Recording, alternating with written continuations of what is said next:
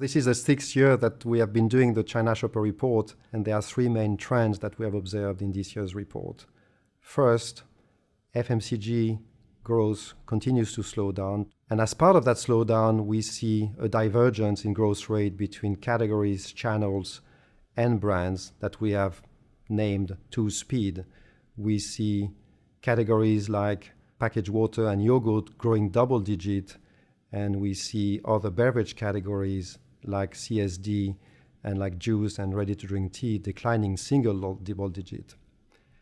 And at the same time, we see channels growing very fast like convenience stores and even exploding like digital, while big box retailers are declining.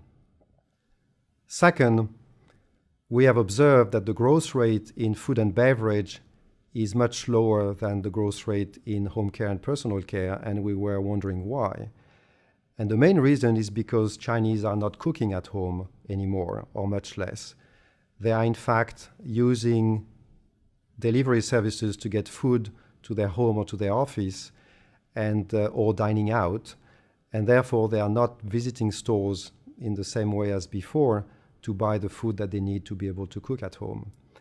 And as a result of that, you see new concept stores, new supermarket stores that have half of their space dedicated to food and beverage like before, but the other half is dedicated to dining areas and delivery services so that they can actually deliver the new demand from those consumers.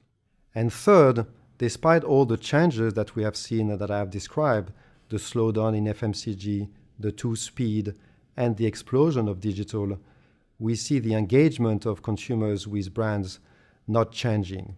Their purchase frequency continues to be very low, and that's very surprising given the number of solicitations that they receive. You would expect them to buy a lot more online and a lot more frequently, and that is not happening.